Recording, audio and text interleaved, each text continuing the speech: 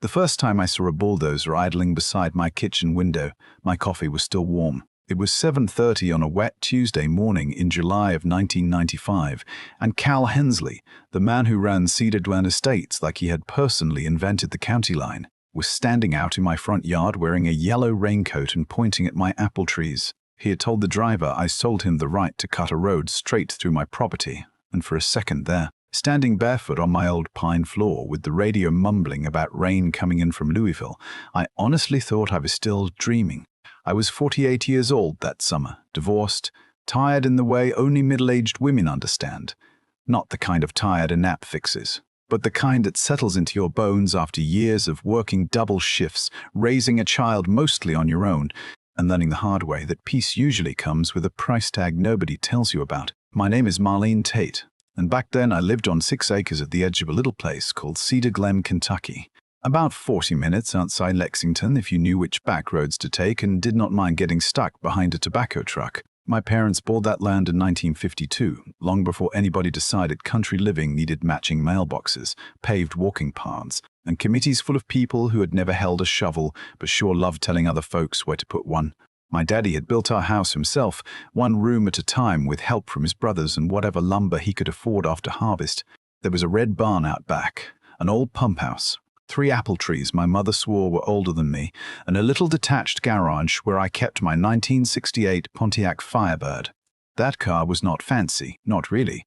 It was dark green, loud when you started it, and had a stubborn passenger door that only opened when it felt respected. My older brother Danny bought it new when he came home from Vietnam, and when he died in a motorcycle accident in 1979, Daddy parked it in the garage and covered it with a canvas sheet. Nobody touched it for 16 years.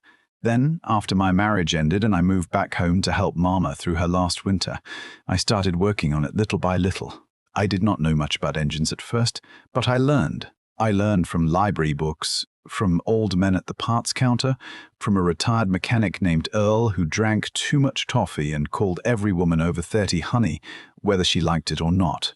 By 1995, that Firebird was not just a car to me. It was proof that broken things could come back if you gave them enough patience. Cedar Glen Estates had grown up around my land in the late 80s. At first, it was just a handful of brick houses and a sign by the road with a little wooden deer painted on it.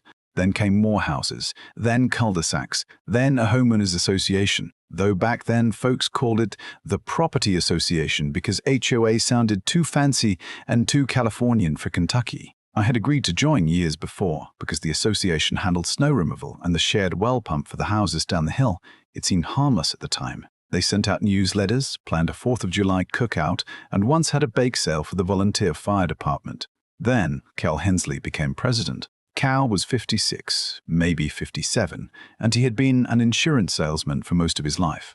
He wore short-sleeved button-down shirts with pens in the pocket, drove a tan Buick LeSabre, and had a way of smiling at you like he had already decided what you were going to say.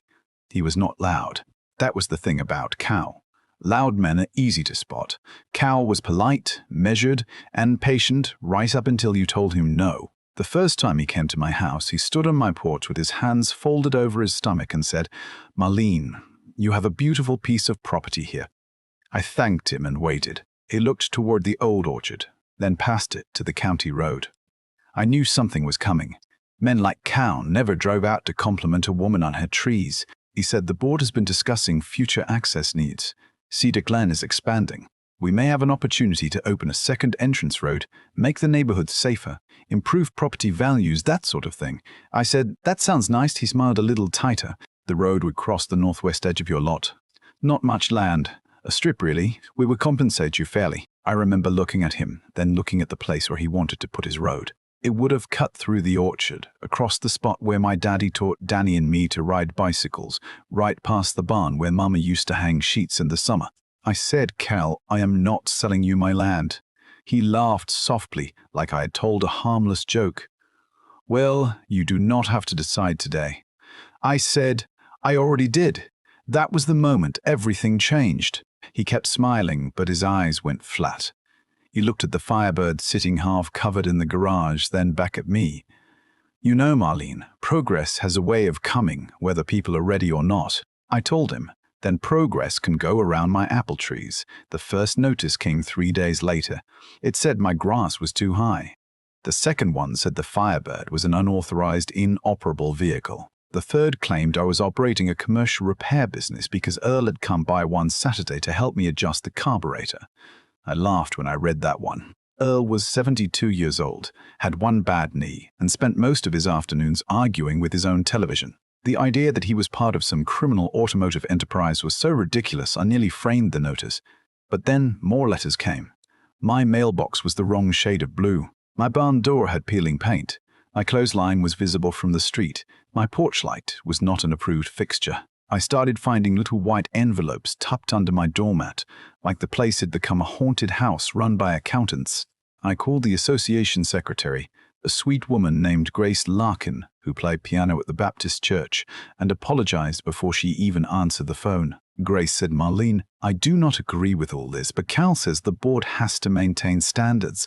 I asked her what standards required a widow to hide her laundry from strangers. She went quiet for a while, then said, "You know how Cal gets when he has a plan in his head." I did know.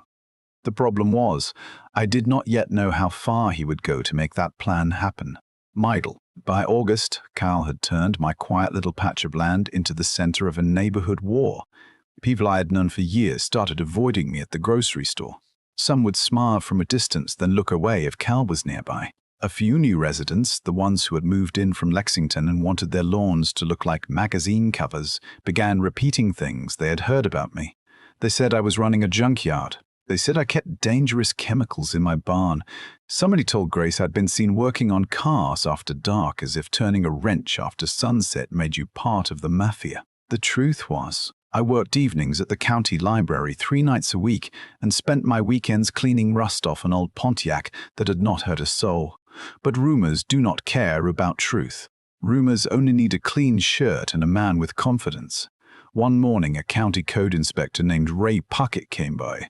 He was younger than me, maybe 30, and looked nervous when he stepped out of his truck because he had clearly expected to find a woman with 50 wrecked cars in her yard and oil running through the creek. Instead, he found me sweeping leaves off the porch and the Firebird sitting on jackstands in the garage. He walked around, checked the barn, looked at the storage shed, then came back to the porch with a clipboard in his hand. He said, "Mom, I am not seeing a code violation here." I said, "I know." He looked embarrassed. I said, "Let me guess. Somebody called and said I had a business operation." He nodded. I poured him coffee because my mama raised me right, even when people came to inspect me. Before he left, Ray said, "Off the record, I have gotten 3 calls from the same person about your place." I asked, "Is that person named Cal Hensley?" He did not answer, which was answer enough. That afternoon, I drove to Cal's house. It sat at the top of the hill in Cedar Glen. Big brick place, white columns, 2 flagpoles by the drive, and a lawn so perfect it looked frightened. Cal was in his garage polishing the LeSabre. I walked up and said, "You can stop calling the county now." He did not look up. "I do not know what you are talking about." I said, "You know exactly what I am talking about." He kept rubbing the hood with a white cloth. "Marlene, this is not personal." I said, "You sent a county inspector to my home because I restored my brother's car." "That feels pretty personal." He stood up slowly and looked at me. "You are standing in the way of something good for this community." I said, "A road through my land is not good for me." He smiled again, but there was no warmth in it. Sometimes individual comfort has to give way to the bigger picture. I looked at his garage, his perfect floor, his shining Buick, the little plastic organizer full of screws on the wall. Then I said, "Funny how the bigger picture always seems to be painted on somebody else's property." That got under his skin. I could see it. His jaw moved once. He said, "You should be careful, Marlene. People do not like troublemakers." I said, "Then you ought to be worried." A week later, I found survey stakes in my orchard, bright orange ribbons tied to wooden posts, running in a straight line from the road toward my barn. I stood there in the heat with a glass of iced tea in one hand, staring at those stakes, and something in me got very still. I had spent most of my adult life trying to keep things calm. My ex-husband had been the kind of man who could turn a burned dinner into a 3-day argument. After that marriage ended, I promised myself I would never again confuse quiet with peace. Quiet was just what happened when one person got tired of being heard. I picked up the phone, called Grace, and asked if the board had voted on a road easement. She said no. Then she hesitated. I said, "Grace, what are you not telling me?" She took a long breath and said, "Cal has been meeting with the developer. A company called Hollander Ridge Homes. They want to build 30 houses behind Cedar Glen, and they need a second way in and out before the county approves the project. I asked where they plan to put that road. She said, through your land." I sat down at the kitchen table and looked at the old wallpaper my mother had picked out 20 years before.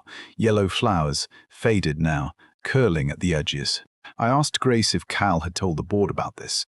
She said he told them it was only an idea, that he was exploring options. But apparently he had already promised Holland the Ridge access. That was why he was so desperate. He had put himself in front of a deal he did not actually control. He had told people he could deliver something that belonged to me.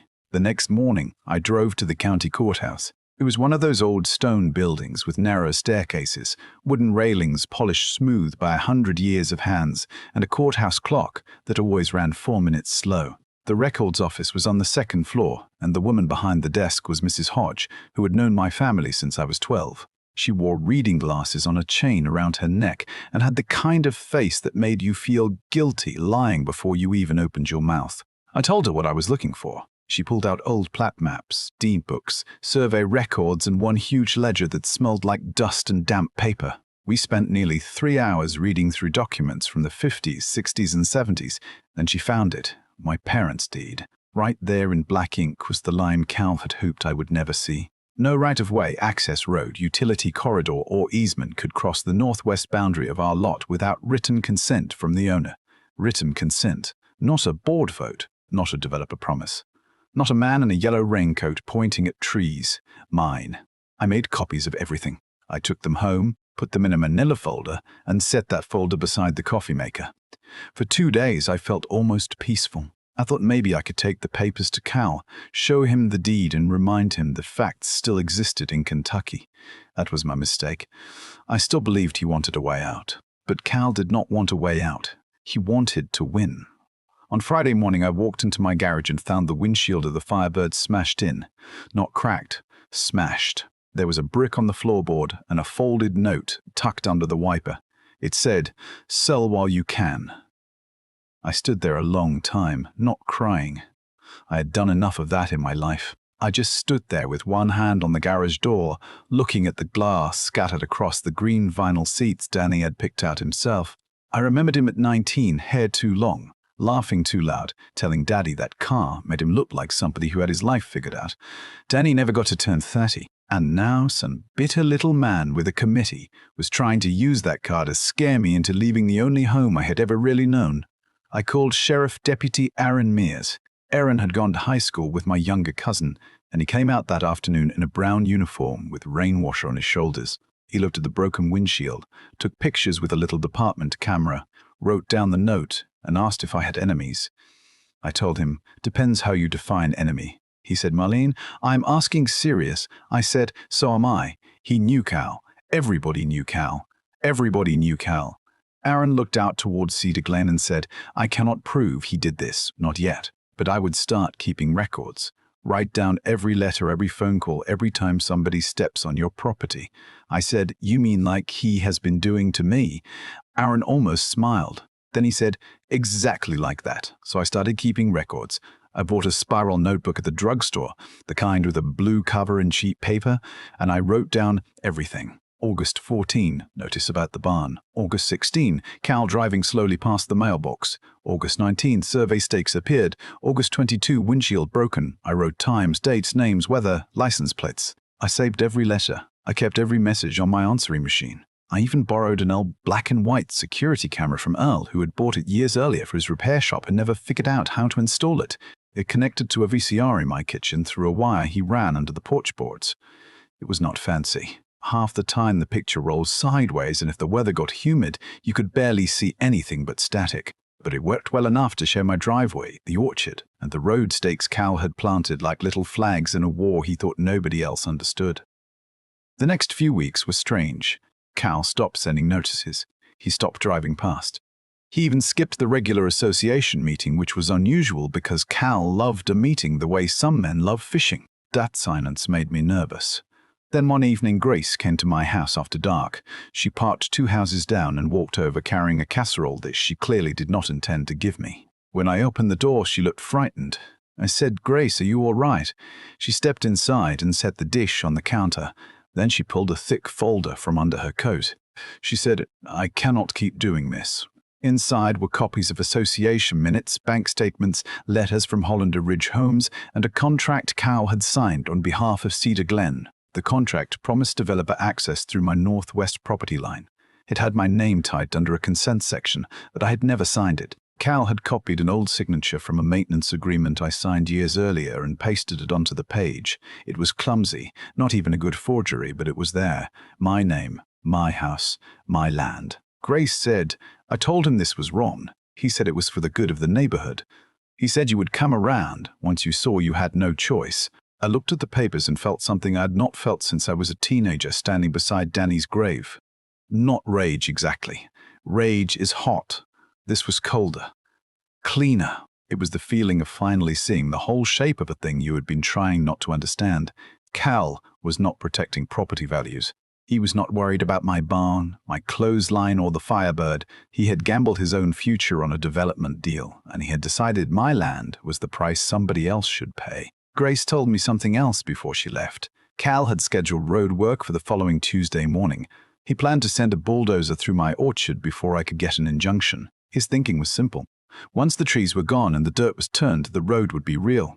Then he could tell the county it was too late to stop. He was betting I would panic. He was betting I would be alone.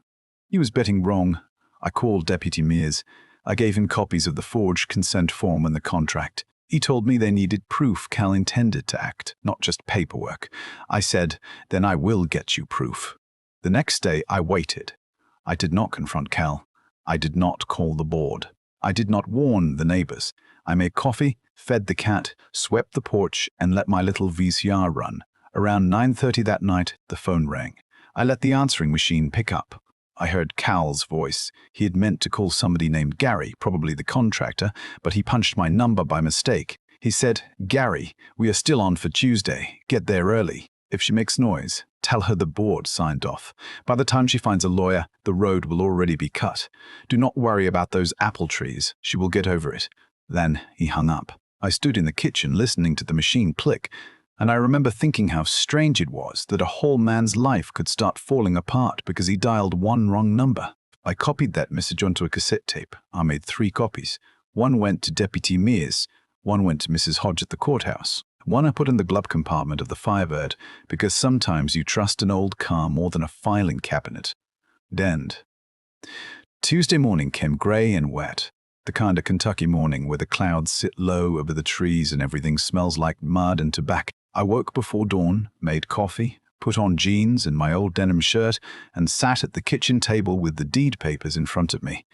At 6:15, Grace called. Her voice was shaking. She said, "They are coming." I said, "I know." She said, "Marlene, I am sorry." I told her, "You are here now.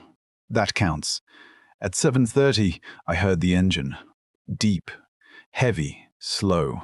I looked out the window and saw the bulldozer coming up the gravel drive, its tracks chewing through the wet ground. Behind it was Cal's Buick, and behind that a pickup truck with 2 men in rain jackets. Cal stepped out holding a folder under one arm. He looked almost cheerful. That is the part I will never forget. He looked cheerful, like he was arriving for a church picnic. I walked outside with my coffee in one hand and the deed folder in the other. The rain had started coming down steady by then, soft at first, then harder. Cal looked at me and said, "Morning, Marlene." I said, "You are early." He said, "We have a lot to do." I looked at the bulldozer driver. He was a broad-shouldered man with a beard, maybe 40, standing beside the machine with rain running off the brim of his cap.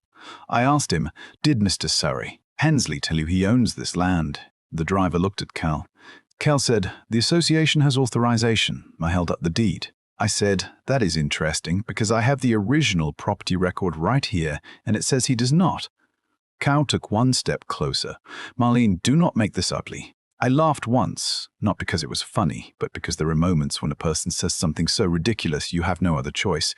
I said, "You brought a bulldozer to my front yard before breakfast, Cal. You passed Udley about 10 minutes ago." He lowered his voice. "You are being unreasonable." I said, "No, I am being documented." He frowned. I pointed to the window behind me. He looked over and saw the little security camera in the kitchen. Then I said, "Deputy Mears has your voicemail. He has the forged consent form, and he knows you are here." For the first time since this started, Cal did not have an answer ready. The bulldozer driver looked at him and said, "You told me this was cleared." Cal snapped at him. "It is cleared. Keep moving."